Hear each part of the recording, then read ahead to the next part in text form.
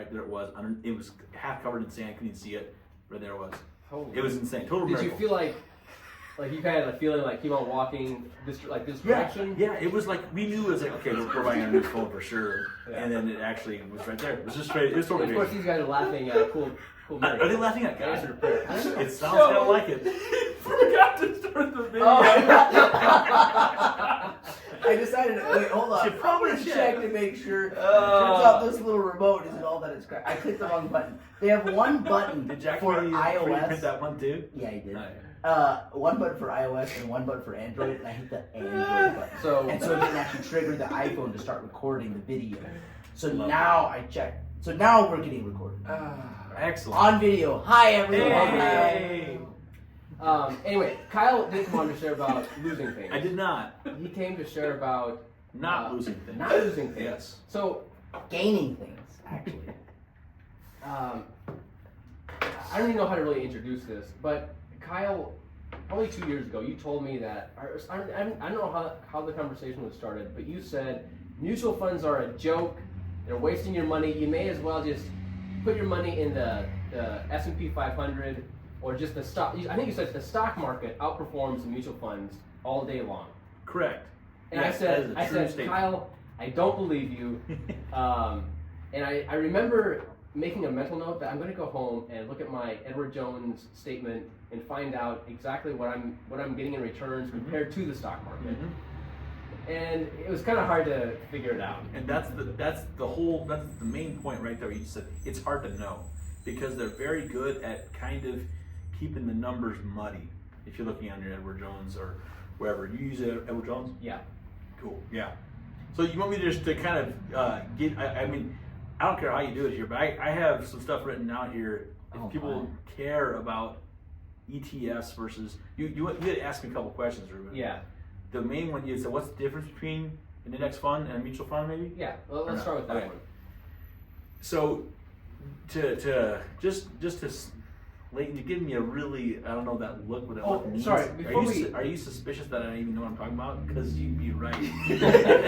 actually, Kyle, I'm looking on your iPad, and it looks you look very prepared. It's about 1 page of notes, but then I got some screenshots.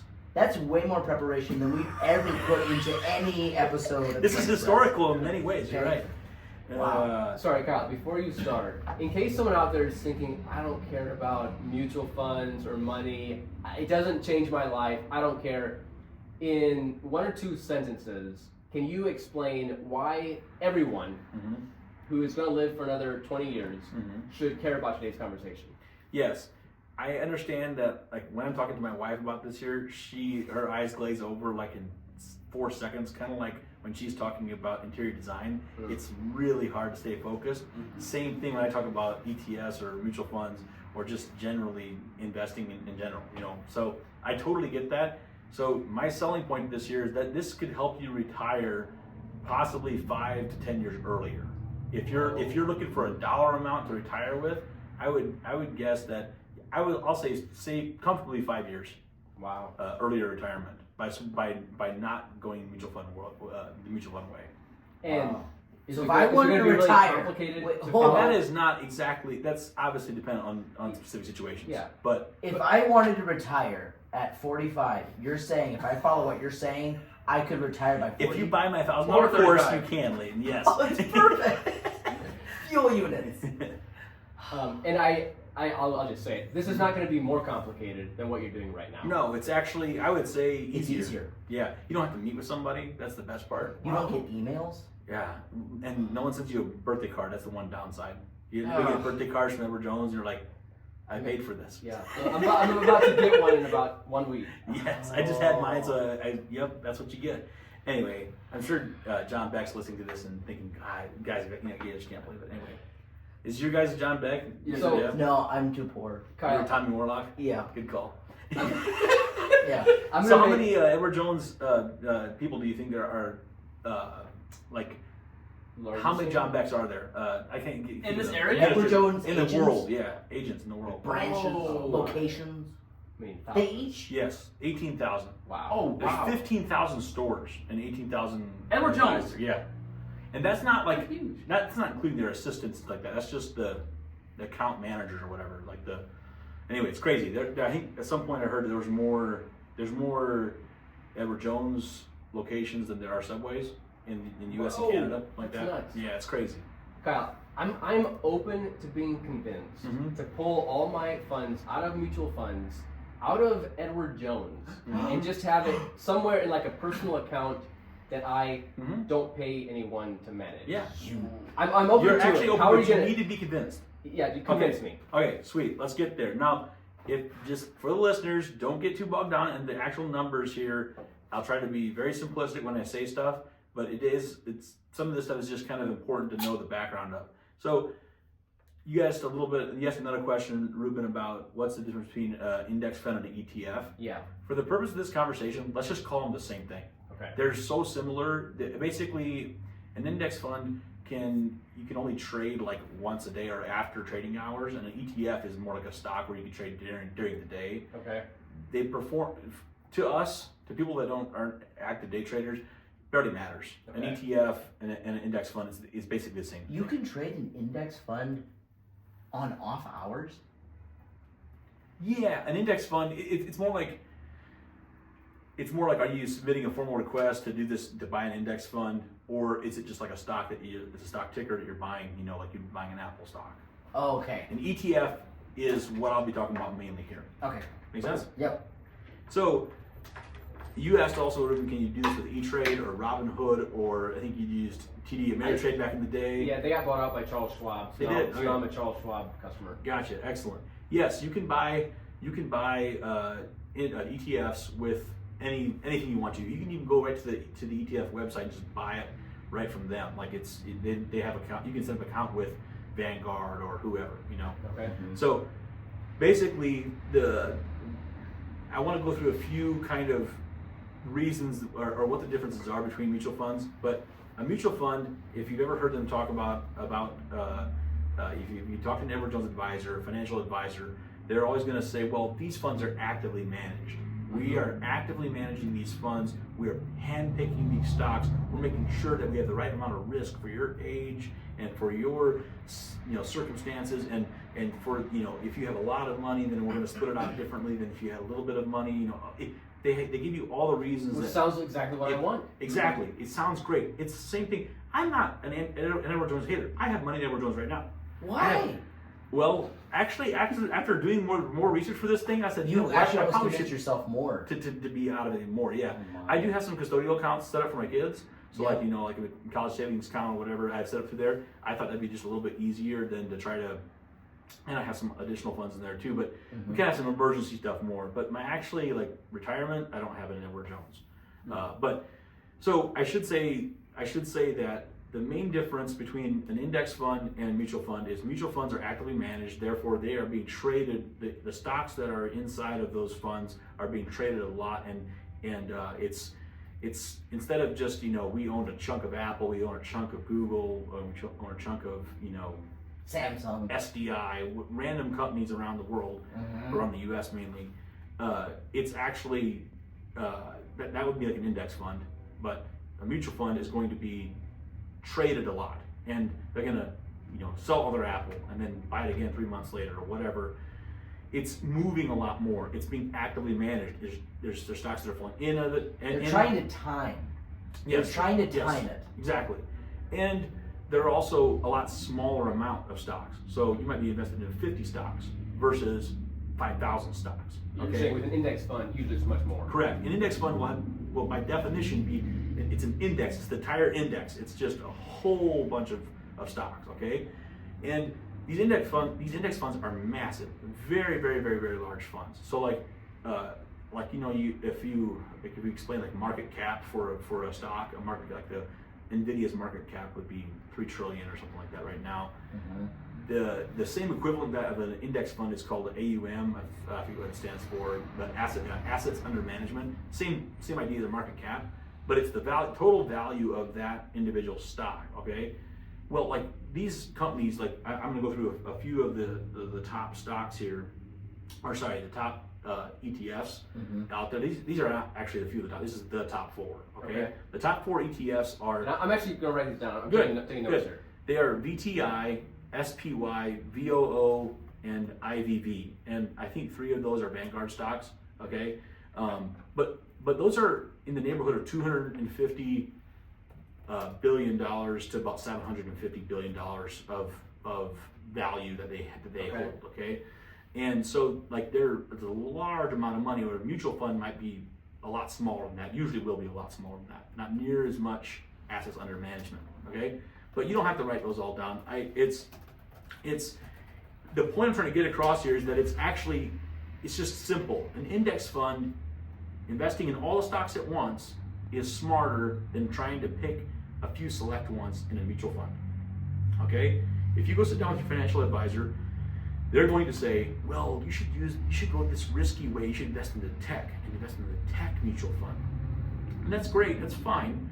But often that'd be very risky because they're picking a bunch of risky companies and some solid companies, and then hopefully, shooting for the best, whatever.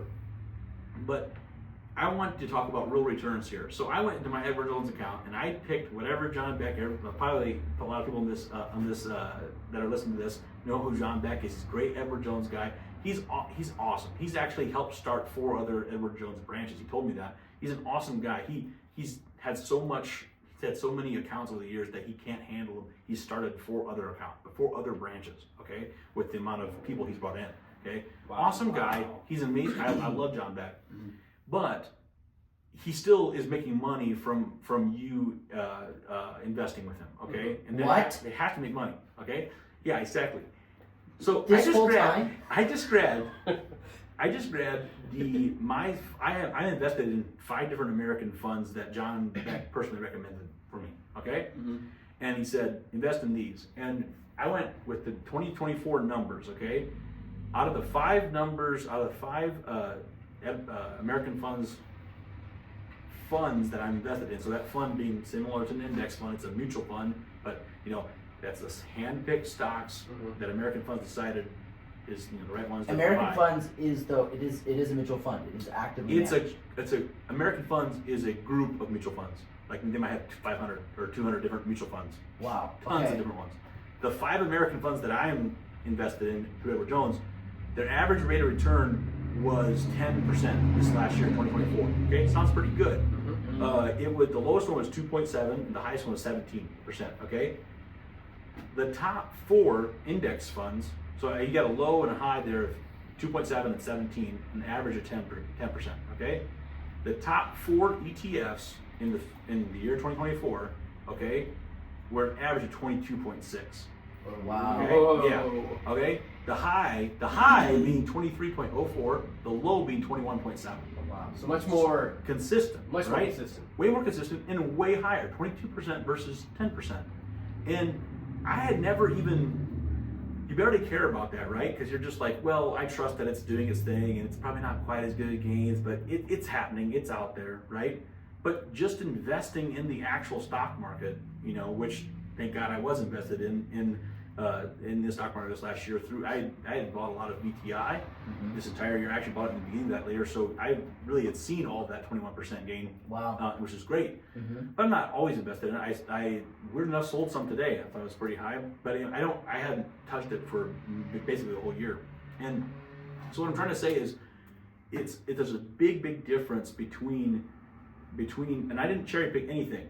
I just grabbed the top 4 index funds, and I grabbed what John Beck told me to invest in. John Beck would actually listen to this, he'd probably be sad. But anyway, the financial advisor said buy these, I went with those.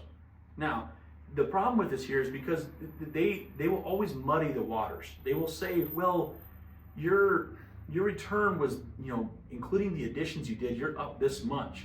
And it's kind of messy what you actually went up. But you can go type that American fund ticker symbol into Google, and it'll tell you how much it went up this last year. Yeah. You can just accurately see. But they really want to make it muddy. They really want to. You just don't really know how much you're making. You're just keep putting money in, and you'll be good to go. Anyway, I'm talking a lot. I think somebody else rather than what I've seen from Edward Jones, taxes. Okay, Mhm. you got to do taxes. You get your tax form at the end of the year, whatever. Okay, they don't like to show you percentages. They like to see, hey, this is the value. This is what you had at the beginning of the year, and this is how much it. Mhm. This is the balance that you have at the end of the year. Look, it's bigger. Yes. How about that? It's thousands of dollars bigger. Mhm. Wow. Mhm. That's what they want you to see. Yes. So, but Kyle, you gave 1 year. Mhm. You gave last year. So what about you know, over 10 years? Yeah, what about That's 10 a great years? question. The exact same figures I gave you in 10 years, the average over 10 years for those same exact funds for mutual fund was 55%. Now that's not average. That's the total over 10 years. Okay. Oh, okay. Okay. Total over 10 years was Yep. 55% gain, Okay. which is not very good. 5.5%, or it annualized would be different, but You mean like per year? it's that's the not that comparison. The comparison between those the index funds was 180% versus 55%. Wow. So half. No, a third, less than it's like 3.5 times. It $10,000 would have been $10,000 would have been 18. 28,000 Okay. versus 15,500. Wow. The gains were 50% Oh, wow. up versus 180% up. 180. Wow. Yeah, Wow. significant. That's exactly that's no cherry picking. Just went Yeah. and picked the ones that I had. I didn't try to do anything. I invested in those bad mutual funds right now. Okay, so Yeah. it's like it's crazy the difference. Okay, now the other thing here that's important to know, and I just like to throw this number out here. Okay, well, there's also I think this number would include the cream they're taking off the top. So look at this stat as a different stat, but this blew my mind. This is what really just set me off against mutual funds. Okay, Oh my. they take. Do you guys know how much the Edward Jones would say they take off the top of a stock? Isn't it like I two, would percent. like Close. it's 2%? I would say That's like what I was 1.5%. 1.1 is the real answer. Wow. Okay. 1.08 or 1.1. That's low. Yeah, yeah. Okay, you think so, right? Yeah. So how much does Vanguard take off the VTI stock? I'm going to use VTI as an example. They're one of the top ones. 0.3. 0.03. Whoa. Basically nothing. Okay. 3 cents. 0.03% of the money you've invested, they take. So every dollar you give them, they take 3 cents of it. Every year they're taking that much. Not 3 cents. Not 3 it's cents. 0.03%. Yeah. 0.03%. 3,000th versus Whoa. versus Which is Yeah. a penny. versus a 1.1 pennies, yeah, of your dollar. Wow. So it's a significantly different. Now that doesn't sound like that much. That's just a percent. It's basically 1.1 versus 0.03. Okay, so basically 1% different. This is how that plays out. Okay, in the end, if so, it doesn't really matter, right, Leighton? Yeah. Okay, so I was going to compare these two things.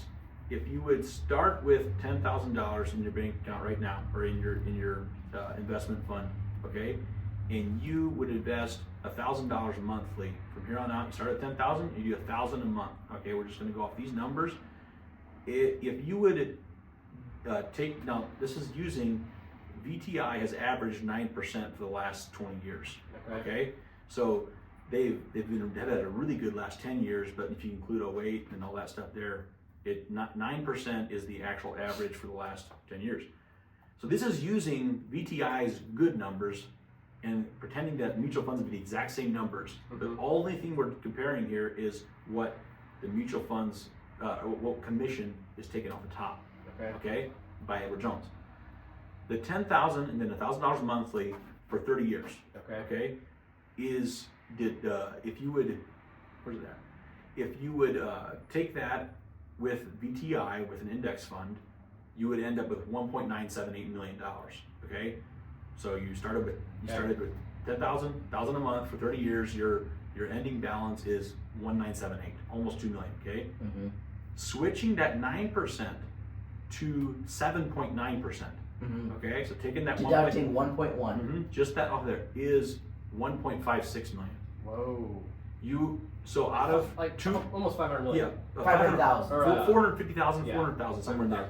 It's almost 25% of your savings are gone with the 1%. So when people say, well, it doesn't really matter, it's just 1%. It's a quarter of your retirement that's getting shaved off. So when I say you can retire 5 years earlier, that's probably a conservative estimate. That last percentage point is the most important percentage point, and they're taking that off as just like they're taking that as an income every year. They make a lot of income. They have, it's crazy. Edward Jones has $2 trillion in assets under management, and they have 14 billion in revenue. So 14 billion in revenue off of the 2 trillion in assets, and 1.6 billion in profit. Okay, but that profit needs to actually get taken off of somebody else's interest gained on actually not even interest gained.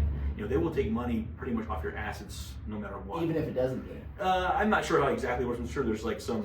Well, you know that they're not going Putting to after. refund you money if the stock market does poorly. Correct. Or if a mutual fund does Correct. poorly. So they're still going to take their cut no matter what. Yes, I don't want to say that for sure, but I'm sure it varies John per fund and Beck. stuff. John Beck is like, he's So anyway, that's the main. I know Convulsed. I could talk about this for a long time, and I do want to bring up real estate a little bit as well and how it compares to this.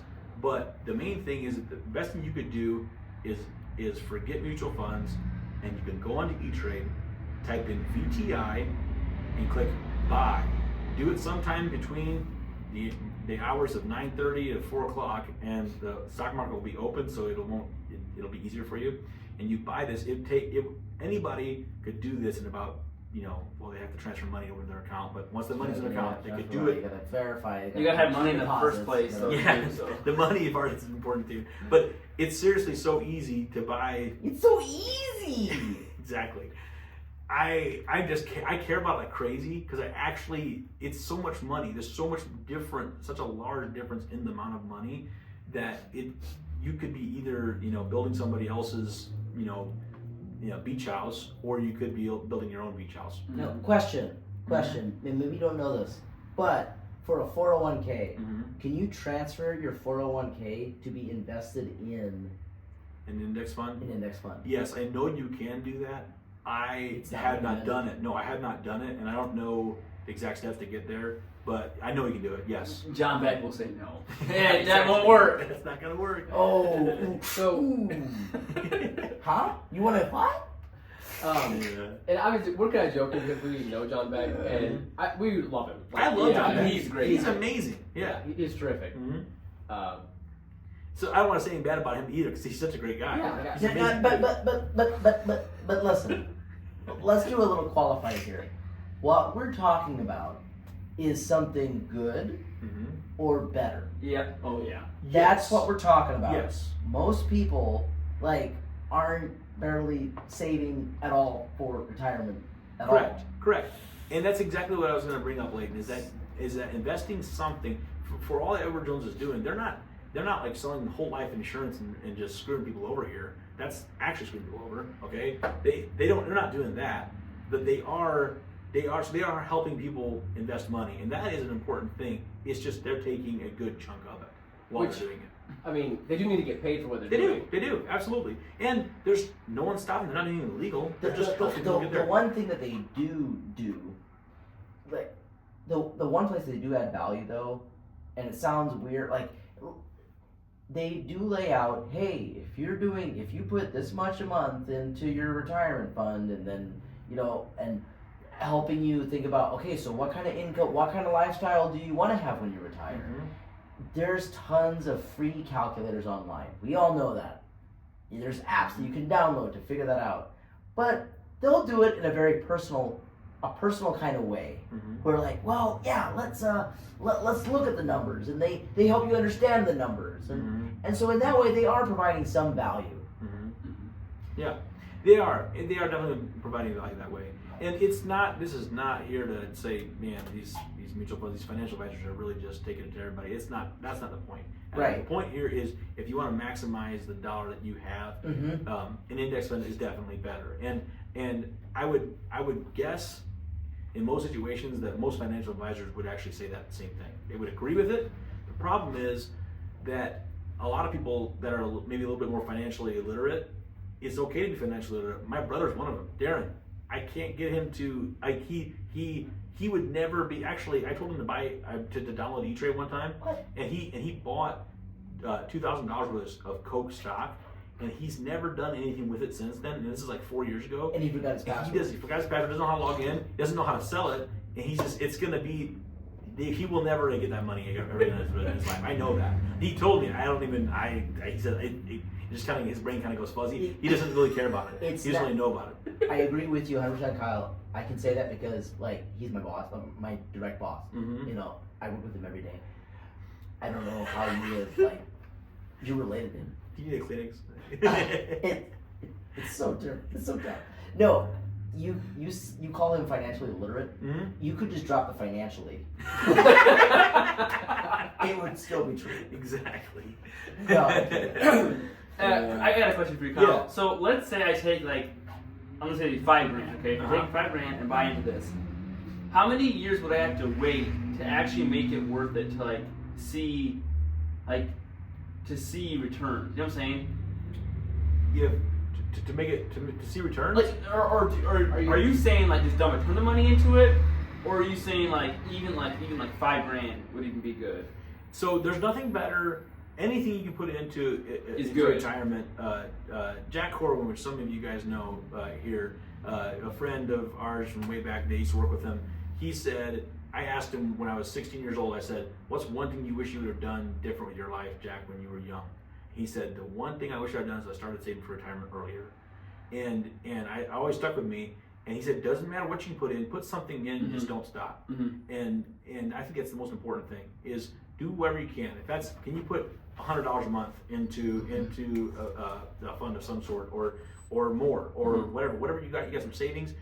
Putting it away for retirement is super important. And basically you can always think about it, the day I start saving for retirement is a day earlier that I can retire. Mm-hmm. If you're looking for that, you start next year, you'll retire a year later. Mm-hmm. And so yes, I say go for it. Now, if you just want to invest some money and then take it out later and do something else, that's fine too. I was saying, let's say you're thinking more short term. Yeah. Is that still worth it to do ETFs? Absolutely, Okay. 100%. It's safe. It's very safe. Okay. You could make a lot more money stopping into Nvidia or Tesla stocks and be way more risky, but it's incredibly safe to invest in the entire stock market. But this next year, you went up 21% last year. It could go down 5% this next year. It could go up 2% this year. I have no clue. We can't predict it. Oh, yeah. But it's a very safe, secure bet. Would you recommend putting money in any ETFs that are more industry specific, tech or something like that? Yeah, tech Yes. or crypto. Absolutely. There are a lot of index funds that are focused in different sectors. Completely, I would be totally fine investing, and it's not wrong to invest in even to a mutual fund that is directed towards one thing. You can do that. It's just generally when you're investing in mutual funds that are trying to be broad and all-encompassing, they're going to be way less revenue or way less gains than what you would get just going into the stock market. That's the scam. That's the scam. Is that we know how to pick these stocks better than anybody else does. No, just the whole stock market works better. Well, this is something that blew my mind a few weeks ago. I decided I was going to look what did Ford do in return the last 20 years or 30 years, and I was a little bit surprised. I looked at several different stocks, and I found this cool website called dqydj.com. And I'll link Seems it. really reputable. Yeah, for sure. Because it shows that since 2005, the Ford stock has gone up annual return 1.73%, which is insane. Which is way less than inflation. Yes, way less than inflation. Is that 1.7% the entire time or just per year? Per year. Yeah. It's Ford stock is atrocious. All automaker stocks are atrocious besides Tesla. But I looked at some other ones. So I think I looked at Microsoft, and let me just do it right now. Microsoft is going to be above 1,000% over the whole time. So, averaging, I guess. Yeah, go ahead. From 2005. 2005 till now, what they averaged in gains per year, annualized gains. Yeah.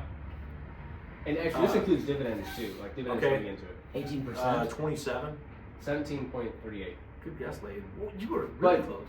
Since 2018, No, I did not. Since 2018, they really took off. Gotcha. It was pretty flat from 2005 to 2018. That's when they came up with the Surface Pro. That's when they hired their new CEO. What's his name? Anyway, but yeah, the contrast you're saying between a Ford. Well, between a Ford and just sometimes you think I'll just stay in this one stock, like Ford. I'll just invest in Ford and just keep it in for the next 40 years. And it may not actually do that well. No, yeah, for sure. Stay out of for sure auto stocks. Like stay out of Tesla. Tesla. The only reason that they're anything is because of their tech. If they didn't have the tech side of it, it would be a worthless company too. Yeah. But yeah, that's a great point. Individual stocks are always going to be risky. It's always going to be. I mean, you saw what Nvidia happened to Nvidia in the last week or two. The largest stock market drop of all time. They went down 17% one day. It was $600 billion. Wow. The largest stock. They're the largest company in the world, and then they lost because of DeepSeek and all the stuff with AI. I don't know if you guys saw all that, but super interesting. So now would be a good time to invest in them? I would wait for a month or two. But I mean, I'm saying like it's always after a stock plummets that there's at least some rebound. Yeah, maybe the AI world right now is freaking out because of DeepSeek. Is AI ruining stocks and different tech stuff? Oof, I don't know. I don't know anything about that. Can I get AI to manage my investment portfolio? Yes, I'm sure you can. But AI what Kyle Jones. was saying, with ETFs or like investing in the stock market, S&P 500 or whatever, it's simpler. You can still set it and forget it, like you are right now with your mutual funds. Yep.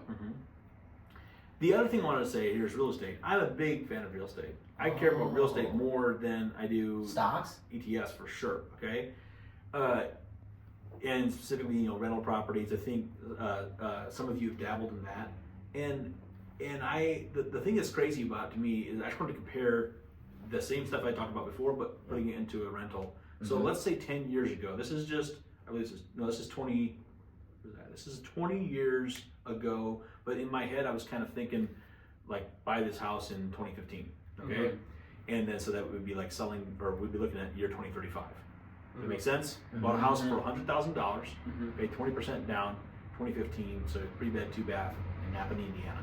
Okay, for $100,000. Now that house will probably be $200,000. Okay, but in that time, okay, so specific things that I included in this here are, I tried to make it the most real, and I have a couple rental properties, so I tried to make this the most real cost that I could. Okay, 10% property management. Okay, because that's the standard thing in if you're not going to manage it yourself. 10%.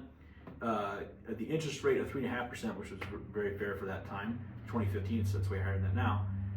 Down payment 20%, property tax $1,200, insurance $800, and all of these items go up 3% a year, and the monthly rent was at $600 a month. Okay, so very fair for that time, I believe as well, from what I was checking. 3.8% rental increase per year. Okay, so the rent was going up a little bit more than what the rest of the stuff was, which is kind of true. And the value appreciation was 3.8% as well, which is actually historically accurate. Okay, so in the U.S., between 3.5 and 3.8% appreciation, your house is getting that much more valuable per year on average in the U.S., generally speaking. Okay, with all that, knowing all that, the cool thing about real estate here, okay, is what was my initial investment? $20,000. $20,000. Okay, it wasn't $100,000. I got a $100,000 house for $20,000, and having somebody else pay the rent, having somebody else manage the property. Okay, my input is very little. Okay, at the end of that 20-year time. Okay, now, and so it's not. Yeah, I was looking at where is it at here? Yeah, BTI's 20-year return. Okay, was 420%. So from today, 20 years back, it was 420%, 4.2 times whatever you had invested. Okay, with that same property from 2015 to 2035, including everything else, you're at about 540% gain. Okay, in that same time, so you're up about a whole more 100 additional 1 times matter. Okay, from 4.2 what was it 4.2 to 5.4. Okay, times gain in 20 years. Wow. And the reason I say that's important, okay, there's other things that are really important about it too. If you're looking at investing for your family's future, there's incredible tax savings in rental properties. If you can work it out where you can buy a really cheap rental property or fix it up, do a little fixer-upper, I recommend it. Like it's incredible. It's completely. I know a lot of people in the area do rental properties, and there might be mixed feelings about it. It might be, oh, there's so many headaches. I don't want to deal with this. but the tax savings are incredible. One of the biggest benefits is that if you put this, let's say you buy a house for $300,000 now. Most people I've talked to, I don't think I've ever met somebody that knows this, but it's true. Okay, read a book on it. But if you would buy a house for $300,000, and in 30 years from now that house is worth $1 million, okay, for some reason, it's, whatever. You eventually have to pay capital gains on that $300,000 to $1 million gain. Okay, at $700,000, you have to pay capital gains tax on, depending on how much income you would also be affected. Okay, but $700,000 is capital gains tax owed, and that's like 15 to 25%. Okay, it's gonna be a lot of money. That's $700,000.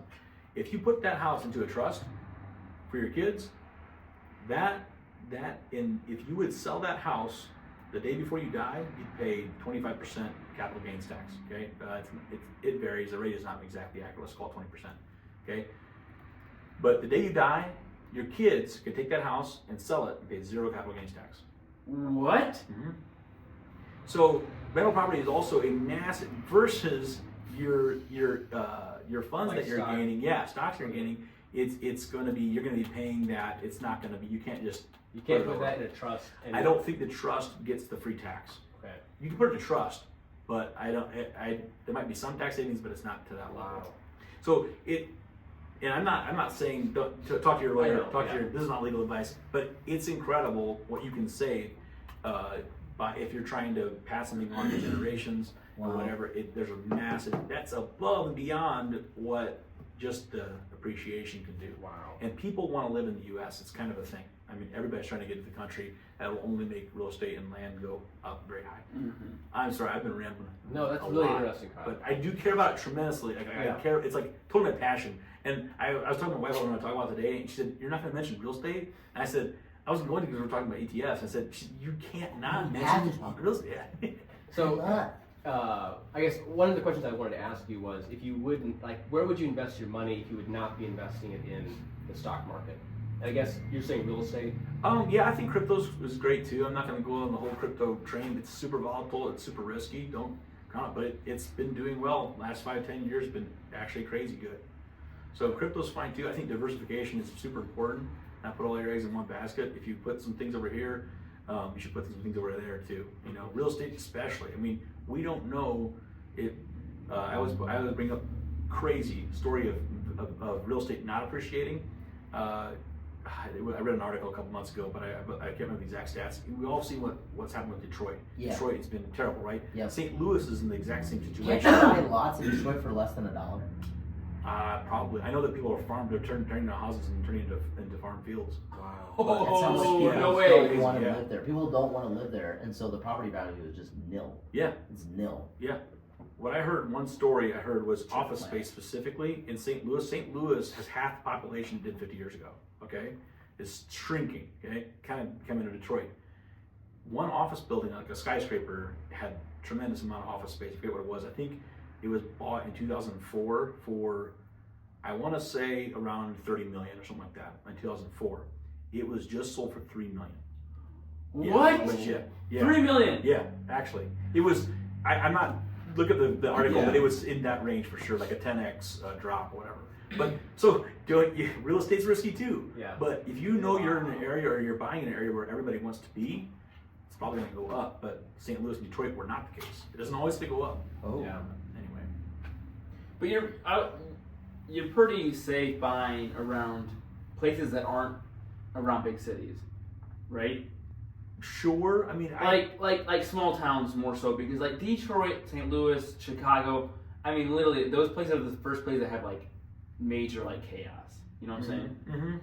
So it'd be more scary, more risky than a place like Napanee. You're better off buying a place in Napanee compared to risk wise, right? Yeah, I would say so for sure. I think people want to go to small town America. Mm-hmm. I think politics is a tremendous thing too. I mean, California, and people are moving out of California in droves. Like Florida. Yeah, there's U-Haul posts the most moved out of and the most moved into states every year. And they had the perfect data for that. It kind of blew my mind. Pennsylvania was in the top 5 of moved out of states. What? Yeah, they were number 45, but most Is it because they voted for Trump this year? I think it's incredibly difficult to do anything in Pennsylvania. Like business is hard, building is hard, everything is hard. So pay attention to that. I would, if you were me and everybody's trying to move out of PA, okay, would it be smart to buy in PA? I would say maybe take a look at that. Indiana jumped from 25 most moved into state to like number 7, which is pretty crazy. So Indiana's a pretty safe bet right now. Wow. Anyway. Oh, yeah, that's super interesting, Kyle. So you said that you still have some funds or some things managed over in Edward Jones. Are you thinking about the things that you know you can move out? Like maybe you can't do like college fund stuff, but are you thinking about moving everything? It's not actually college fund because I'm not a college supporter, but okay, I did wonder about that. But I didn't want to get on a rabbit trail. Oh. Yeah, no rabbit trails. But are you going to move like everything out that you can into like your own personally managed For some trade reason, account? I have like an emergency fund there that's kind of a child emergency fund kind of thing. So if something crazy would happen with our kids, medical emergency, whatever, I want to have a pretty good chunk to make sure we can float some You're hard saying times. in Edward Jones. In Edward Jones. And for some reason, it just kind of like, I just put it over there and kind of forgot about it. And the return on it is great, but it's there and I can call a guy. It's real. Part of that I kind of like, but I actually just look at it all as like, this is pretty stupid money be able to get management just to not, as fast. yeah, I can move it right over to E-Trade. E-Trade. Mm-hmm. But you could also have Edward Jones buy VTI stock. Yeah. You can do that, you know what I mean? But yeah, I was gonna also mention, the one thing that's kind of interesting about if you're into the conspiracy world is the No French Press podcast loves some conspiracy, right? Oh, sure. Yeah, okay. So the one This is why I told you, Ruben, it's risky to have Kyle on. it's super He's risky. always getting Wear the into tinfoil conspiracy. hats, let's put them on. Oh. The one thing that's crazy about Vanguard and all these big, large funds is that they have all the voting power for the companies, but it's not their money. So when something like Apple or whoever they own, Vanguard probably owns 5% of Apple and 5% of Google. It's a large chunk. Okay, the Vanguard CEO can show up at an Apple shareholders meeting and vote all of the shares that they own, but you don't get a chance to do that because it's your money, but they get to vote with it. So if you're trying not to support very woke themes and that kind of stuff, DEI. yes, DEI is being pushed very hard by most index funds. But it is you can't really get away from that. But it is kind of crazy, like to think about that. It's the people's money, but their money is being used, and a lot of the money invested in these index funds are like pension funds, like from different cities and stuff. So you have Chicago's school union has $3 billion invested in Vanguard, and that money gets used then in essence to vote for how they want to do things and whatever. Yeah. It's not really a conspiracy. It's just the way money is moved around the country. A dynamic. Yeah. All right. Well, thank you, Kyle. I didn't really believe you at first when you said this a few years ago. Did I convince you? You did. Okay. I do believe you today. You don't have to change either. You know, that's No, the thing. I want to. No, we have to. Like, we are legally obligated to switch all of our retirement accounts. The hardest part is going to have the conversation with the financial advisor. about No, switching see, it. that's the thing. That's the thing. You don't want to be like, I've had that conversation before. Like, let's move this chunk of money out, and it's always like, well, what can we do better for you? Man. Or like, we have to look about your financial security in the future. It's like, yeah, I got that. Yeah. No, it's because I'm concerned about my financial security that I want to move it out. Yeah. It is weird. They have a lot of power that way. See, that's the thing. You don't want to do it, right? That is gonna be a hard conversation. No, I don't want to do it. Exactly. It's kind of awkward. Yeah. But really, he doesn't. I've had that conversation with John Beck before. He knows I care a lot about this kind of stuff, Yeah. and I've questioned him on exactly about the percentages that he gets and whatever. And he's been very open. Mm-hmm. But yeah, he agrees with everything I said about what gets. He never actually said, no, you're wrong about that. No, he said we get paid exactly 1.1% of that. And he's told me all that stuff. That's information from him. I didn't even I googled it as well, but it's Good. yeah. All right. I forgot to mention this, but we have our sponsor to thank for this wonderful space and coffee. Mm-hmm. It's very We're good. drinking some French press coffee from Main Street Roasters. You can get 10% off if you shop online, mainstreetroasters.com. Coupon code FrenchPress10. And today's coffee, I don't actually know what it is. I was going to ask you. It's really good. It was supposed to be written on one of the. It's the definitely cups. flavored. Oh, Not down with that? I don't see. I'm just saying it's definitely flavored. That's all I'm gonna say. How do we know this is actually Main Street if there's no logo on the side? Good point. Is this Edward Jones or is this an index fund? I don't know. Let's see how it John Beck walks through the door. That's funny. Anyway, yeah, thanks Kyle for coming on the podcast. Yeah, it was fun. I guess, Thanks for having me. do you have a recommendation on, like, let's say someone wants to get into real estate. They want to like get a rental property, and like what would be like the process? Like what are the steps it takes to like buy your first rental property? I would read. Lay in. Well, Bill, what I read first. Reich fodder, niddle fodder. No, almond fodder. Yeah, there we go. Rich Rich Dad Dad Poor Poor Dad Dad is a great way to start. Robert Kiyosaki's book, which Ruben has spoken to on the phone, actually. Right, Ryan? Right. Ruben. Well, Yeah. that was weird. Ruben Reich. He had his number listed on Google Plus, with the social media That's the network most back in the random day. thing ever. That's your biggest flex is that you talked to Robert Yeah. Kiyosaki, right? Didn't have a question for him because I didn't believe he would actually answer. It's so great. My one thing with Robert Kiyosaki, like this is my personal thing, is he's a little bit he's too friendly with debt, or he's too like, yeah, just get good debt. There's just good debt. Like I would just say I'm not saying he's like just a total fraud and he's a total scammer. He's not, but also just don't just swallow everything he says absolute. So, the problem with debt, yeah, we go, this is a long trail. Yeah. I don't know if we can get down this whole trail. I don't want to go too far into it because Yeah. I do want to come back to like just like the simple steps of how would someone buy their first rental Yeah. property. You know, I do want to say that that's still a great book for that, just to buy your first rental property. But I would YouTube a lot of things. Just say, hey, I want to get into rental property, and it can start with just renting out the space above your garage. It could be anything, but I think it's a great way to start thinking about having your assets build wealth for you. That's the big switch. You don't want to make an income. An income is the side note to get to where you need to go. You need assets working for you, and I don't want to even when say you're saying, the when word you're saying passive income, when you're saying income, you're talking about like your day job where you get paid to do something. Correct. Yeah, your income's taxed at a way higher rate. It's going to be and then capital gains will get you. It's going to be about half or whatever it's going to be. But there's so many advantages to have passive income be your main generator of income. But passive income has gotten such a bad. But you don't actually want income. Yeah, you do. You want the asset to just appreciate. No, you want both. You want cash on cash returns, but you also want the appreciation of the property as well. But my whole point is, if you want to go down that trail, there's so many books. There's thousands of books you can read, legitimately. So many. And I would say the best place to start would be a free place like YouTube. Just watch videos. There's the Bigger Pockets is a great YouTube channel that is Christian founders. They're awesome. Beardy Brandon is another guy on Instagram. Beardy Brandon, yeah. He's a big time real estate guy. Does he have a He's beard? Christian. Huh? Does he have a beard? A large beard, yeah. He's skinny and has his beard is as long as his face. I think the only reason that you actually watch him is because of the beard. Yes. For sure. Okay. He moved to Hawaii because he said that he can be more productive in Hawaii. It kind of sounded like a Ruben comment. He said, I moved to Hawaii so that because I'm just happier. Most times I go outside, it's so bright and shiny. I'm more productive because I don't feel depressed. I literally work more and harder and better and more efficient by just being in an area that's happy or that's sunny and nice weather outside. He's a total Christian guy. He has conferences and like that, and him and his wife will go out and like do a whole praise and worship session before they even start their real estate conference type deal. They're just very openly Christian guys, and I think he has like 10,000 rental properties just like that.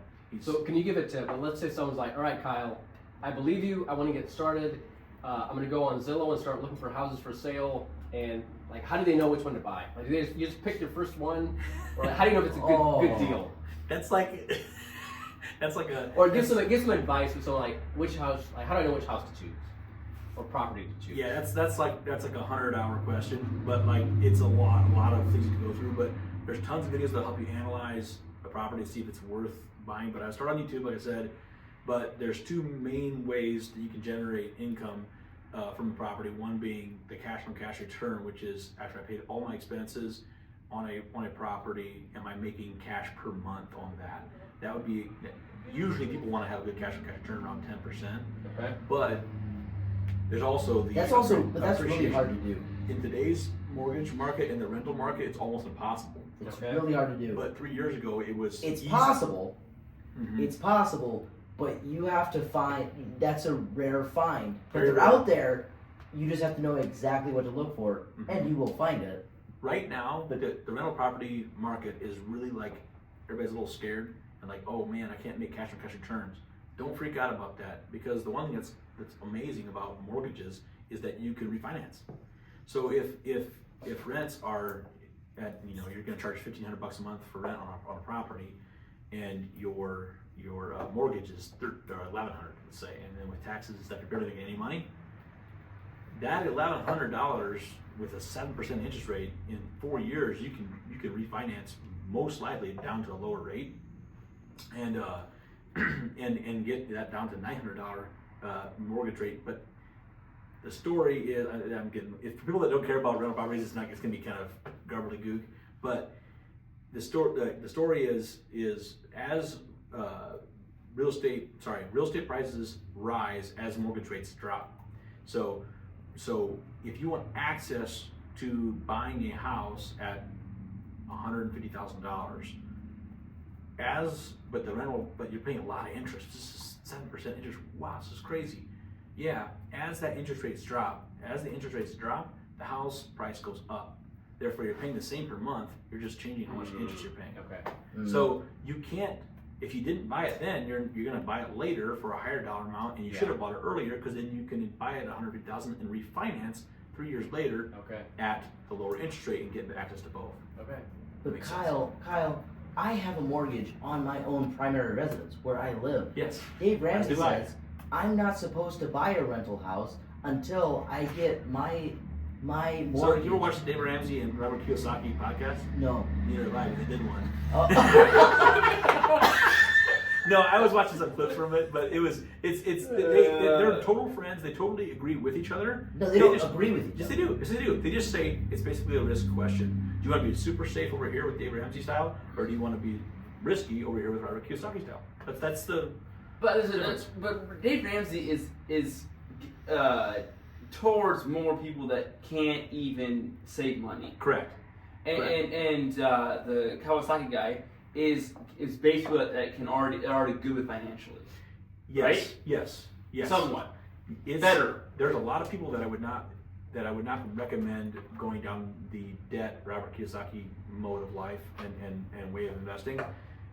There's a lot of people that would say just do what Dave Ramsey said. Baby steps, get it paid off. I love Dave Ramsey. And invest with Edward Jones. You know what? Better than nothing. It would be better Correct. than what a lot of people have. But it's crazy, guys. When it might look like a scary proposition to get into a rental property or to buy your own index funds, or even that's a lot less of a commitment. But I would recommend, when everybody's scared of buying a house and interest rates are high, it's the best time to buy. Everybody's scared, when you should be looking. So right now's the time. That's right. But if everyone's looking and wants to buy a house, then you shouldn't buy one. You can. You can. It's just the return's probably less. You know, so it's not yet. Yeah, I think appreciation of property in the United States is one of the most sure bets. It's not perfect. There's St. Louis, there's Detroit. Yeah. But generally speaking, it's a really good investment. All right. Thank you, Kyle, for coming on the podcast. We should have you on more often. I don't Just know. about Yeah, I agree. other Yeah. topics too. Totally. I love it. I'd love to be on. It's fun. Totally. I'll hop on whenever you guys. Sometime you need to get on and tell us about what was it called? AirDNA. Oh yeah, it's a great website. Except they made their prices so insanely expensive that it's ridiculous. It's like You have to be a serious investor and actually Yeah. have Airbnb. I'm definitely not going to pay for it. It's crazy expensive, but yeah, it's an amazing website. But there are some other ones that. So they started it, and then after they put out the service, they realized just how much value they're putting Oh, out yeah. there, and they. Yeah, they tailored it. You should explain a little bit about what AirDNA is. It's a way to analyze. Basically, it's all about. Ruben's annoyed that Leighton made the podcast a little longer. I love that. Look. No, but I'm annoyed that he asked that question then. Well, people are just wondering, what No, is AirDNA is it the like way- an Apple product? I was simply saying that's why we should have him on for a whole other episode, because I'm sure that is a whole other episode. It's pretty. Yeah. And then you started the next episode already, Ruben. We're not gonna start it. Just Air- I just want to Well, say then what finish is. it. Air DNA is a way to see what you can pay and you can see what every Airbnb or VRBO property has made in the last year in revenue and how much occupancy they've had, like percentage occupancy throughout the year. So you can see it's crazy. I mean, there's places we stayed at an Airbnb up in Michigan. Our family did. The house was valued at like $700,000. Okay, which is not that crazy to be really close to Lake Michigan. Yeah. And 700. It was not a very nice place. It was. We were pretty So it was disappointed. worth every bit of that 700,000. It was like a south of 30 house, but located No. north of close to Lake Michigan. Sorry for anybody that lives south of 30. No, it was. Argus. It was definitely not the nicest place. Okay, I'll just say that. It did have a pool, but it was like legit. The pool was an outdoor pool that they built a garage on the other side of it, and then like put a roof above the pool that make it inside the house, kind of like after the fact. So it was like it's an indoor pool now. It was it was hodgepodge like crazy. Okay. Anyway, we looked up on AirDNA what that house brought in revenue. The house is $700,000 house. What did it do in revenue last year? Or this have been. It brought in I'm gonna. $50,000. Oh, I'm I'm gonna. gonna say more than that. I'm gonna say like 400,000. You're really close. 350,000. Whoa, 350. Are you serious? Yeah. Oh, Which is like unheard of. Like unheard But of. that's the gross revenue. That doesn't include the maintenance cost. A good rule of thumb paying for the fee. Airbnbs would be about 25% off the top for cleaning and property management and maintenance. That's a conservative thought. So wow. 25% of 350, whatever that is. Wow. It's significant income for that. You don't need near that much to make an Airbnb profitable. That's And one small correction. It's not VRBO. It's Verbo. I You're right. I could never remember, You're right. but then on their ads Say have been Verbo. going crazy. They say Verbo. know. And it's I don't. always That's hard to remember. that's the hardest. Like I can't stand about marketing. That's You bad don't know branding. when to say it. Yeah. I love Gen Y as a company, but I hate that I don't know if it's the Genie or Gen Y when I look at the name. Is it Genie Hitch or Gen Y Hitch? You just don't know. Whenever I don't know, I get like or Nestle or Nestle or whatever. I don't know what I'm supposed to say. It kind of drives me nuts. Yeah. All right, Leighton. What's the point? There's so many points I can't even list them all. So let's just skip that. Okay. Oh wait. Well, I got the a point point. is. Oh wait. Edward Jones is a bad guy. Good take. Edward Jones is a scam. There. That's point number one. Point number two. Get all your money into an ETF / an index fund. Okay. Specifically, like one of the big ones, like the S&P 500 Yes. type one. Yes. There's so many index funds. You almost can't go wrong. Honestly, There's index funds that invest in other index funds. they absolutely do. Yeah, Yeah. And they own each other. they do. And point number three, Kyle's gonna be back with Air. Point number four, Darren's illiterate. And point number Hasn't 5, that point been made before here though? for sure. But I wanted to be reiterated. Okay. Okay? I don't want people to forget it. And point number 5, go Irish. I don't know where that came from. But But Kyle's got his Notre Dame shirt on. I'm just looking at green the whole time. point number 6, we finally have a video. Oh, Hey! yay! What's our word of the week, Nicholas? Word of the week is ETF.